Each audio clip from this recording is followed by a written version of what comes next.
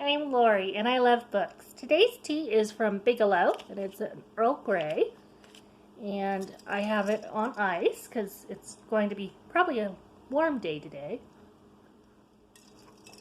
So today I'm going to be going over the second through the fourth book of Mary Poppins, which I have in one big edition, but you can buy the books separately. And this is the 80th anniversary edition.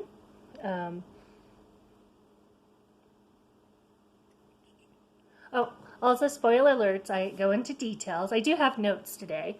So, the second book is Mary Poppins Comes Back. It starts with a lot of things going wrong in the Banks family, in their house. And so Mrs. Banks tells the children to go across the street to the park to play, and that Jane and Michael could watch the twins. And Michael's flying a kite, and as he's pulling the string back, Mary Poppins is on the end of the string.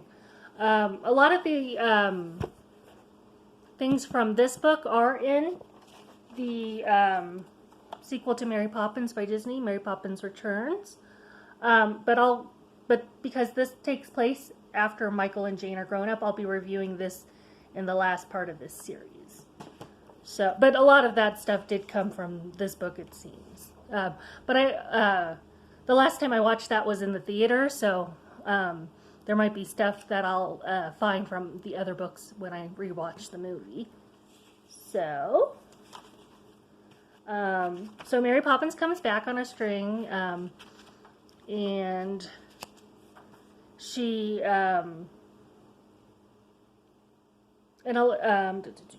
sorry, I lost my place. Like the first book, this is almost like a series of short stories that take place over a period of time. But they're a little bit more connected than they were in the first book. So like chapter 3, Jane goes into the Royal Dalton Bull by herself. And then because she comes out with Mary Poppins, it winds up getting cracked. So in chapter 4, they go to Mr. Turvey, and the chapter's called Topsy Turvy, to have the Royal Dalton Bull fixed. And the Mr. Turvey is Mary Poppins' cousin Arthur. And on the second Monday of the month, everything goes wrong with him. So if he wants to be inside, he's outside. If he wants to be sitting down, he's standing up. So everything kind of goes the opposite of what he wants on the second Monday of the month. And it leads to Mary Poppins and the children with cousin Arthur Turvey standing on their heads. And this is the one example where the umbrella actually talks and moves. So the umbrella comes over and opens up a tin of cake. It was supposed to be, I think, plum cake, but then Mary Poppins turns it into angel food cake. And then Mrs. Topsy Tartlet, who's the landlady, comes in and she winds up getting turned, they called it, like I would call it a cartwheel. I think they were calling it a Catherine wheel. And so she winds up on her head, and it like changes her whole personality, and then it leads to Mr. Turvey proposing to Miss Tartlet. So, and then as Michael, Mary Poppins, and Jane leave and take a bus to go back to their home, Michael mentions all the fun they had, and Mary Poppins is like, "What are you talking about?" She is back to like just, all this fun stuff happened, and then she has like no memory, but they suspect she really does, and so it's kind of like left up to interpretation of whether it really happened or didn't. But then Jane notices that there's cake crumbs on the top of Mary Poppins' hat, like what would happen if somebody had eating cake while standing on their heads. And then chapter 5 introduces the new baby Annabelle, who joins the family. And chapter 6 is Robertson A's story. He's the kind of handyman at the Banks' house. And It includes a king and a dirty rascal, and it's a very enjoyable story. There's a lot of rhymes and songs being sung in this story. In chapter 9, Nellie Rubina, who is like a wooden doll. They're making like nature things out of wood, and then the next day, when the children, Jane and Michael, wake up, the park across the street has been magically transformed from winter to spring, and the items that they were making in wood are now real. Oh, I'm not there yet. And then this book ends when the chain is broken, which is how the movie Mary Poppins Returns ends. Like I said, I'm remembering it from when I watched it in the theater, which was quite a while ago. And then,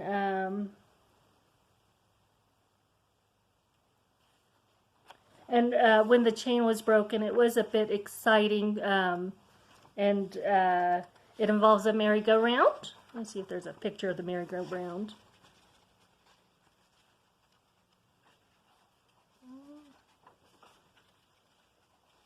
Oh, there's one of Mary Poppins on the merry-go-round. Yes, that was a very exciting one. And oh,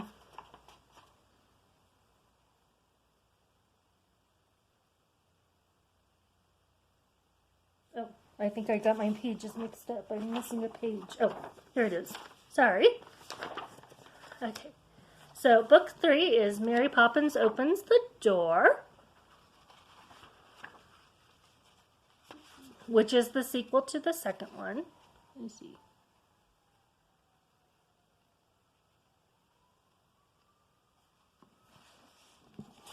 This is the start of the second one. There's a siren going.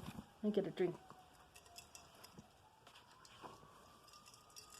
I hope that's not too bothersome. So this time, the start of this book has a little note in it at the beginning explaining what Guy Fawkes Day is, which is the 5th of November. I did find it very helpful because I've heard of it, but it's never been explained to me exactly what is celebrated on that day. So it was a very nice, helpful thing. And then the first chapter takes place on Guy Fawkes Day. And as the children are setting off fireworks in the park, who should come back? But Mary Poppins shooting down like a firework. And the children are happy to have her back.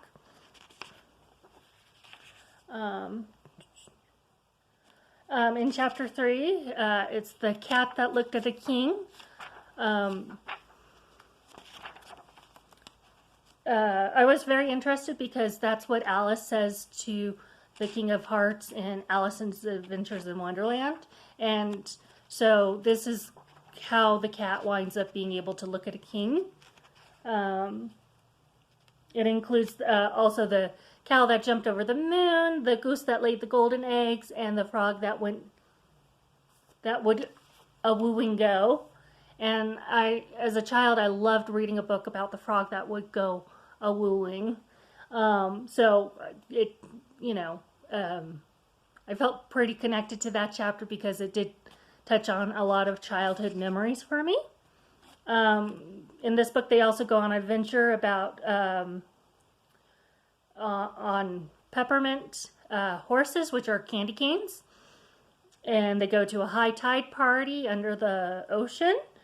And in the crack, which is the time between the first stroke of midnight on New Year's Day to the last stroke, and Michael and Jane and Mary Poppins go through the crack, and they meet a lot of characters, including Robinson Crusoe, Humpty Dumpty, the Unicorn and the Lion from Through the Looking Glass, Goldilocks, and many more. So it's adding these characters in with the other stories that exist in the world, and it's I really liked that. I really liked that this is being put in the same world and that they can like interact. So it was a very nice addition. And then book 3 ends with Mary Poppins leaving again, and which is where the title Mary Poppins Opens the Door comes from. And then book 4,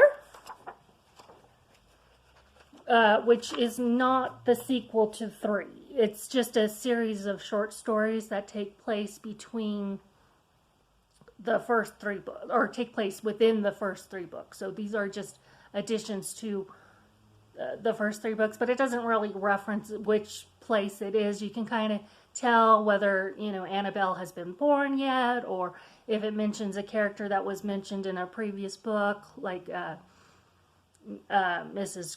Curry. You know, this story about Mrs. Curry might take place when that story about Mrs. Curry took place, but it doesn't really specify, so it is a little open-ended, but there, you know, also explains that Mary Poppins can't just keep popping in and out at the beginning. And then, let's see. And then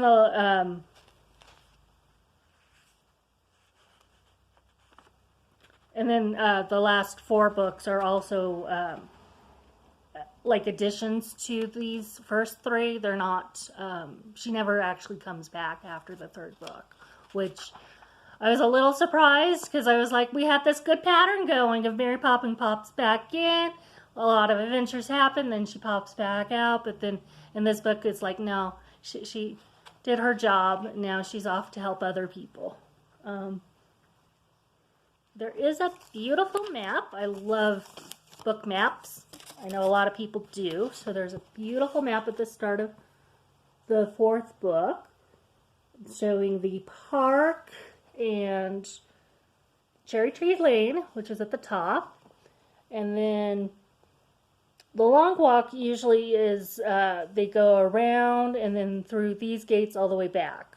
So, and so let's see if there's anything else.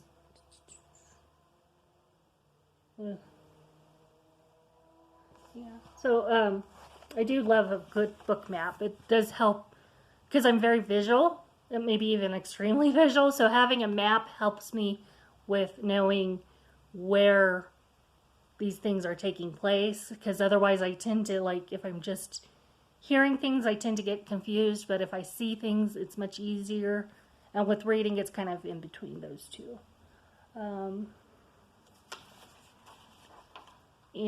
So in this one, in chapter 2, a faithful friend comes to the park, which is a lion, and it's a lot of excitement for the grown-ups because they're like, it's a lion. It takes a friendly police officer to escort the lion out of the park. So there's an illustration of the lion. And of course, they know, oh, sorry, skipped ahead. In chapter 4, the children in the story, a unicorn and 3 princes come to the park. And, let's see, where'd that go?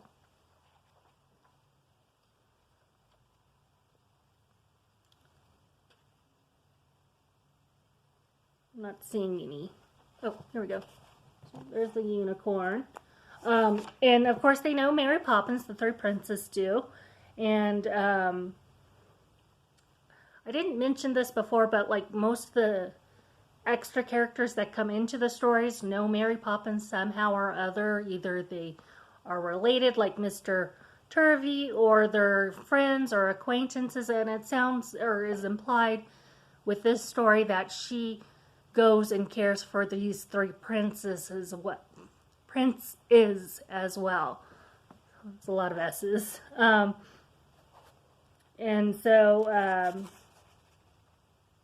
And they also know how to compliment Mary Poppins on her hat, which Mary Poppins loves getting compliments.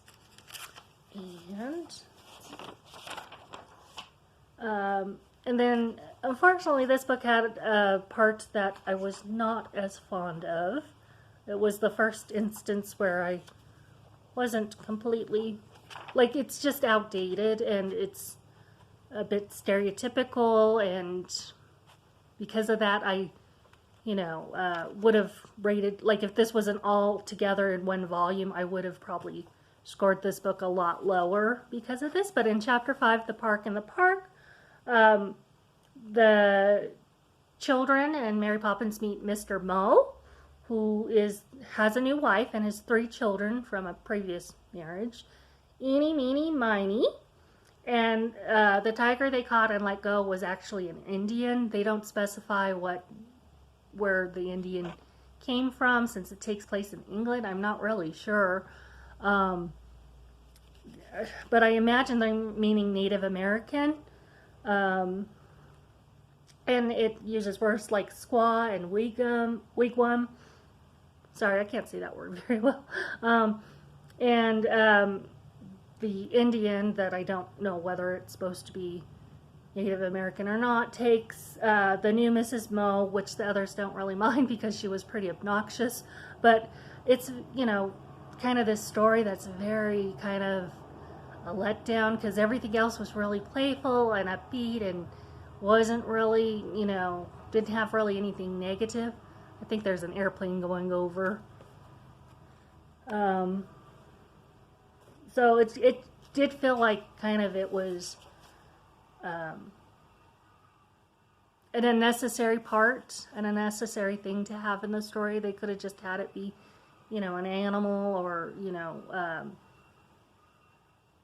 not made it so, like, I don't know. I'm not sure how you could fix this, in all honesty. But, like, since they mentioned tiger, that's what made me think maybe they could just have had an actual tiger instead of making it about a different culture of people. But I get that was kind of the mentality of that time period.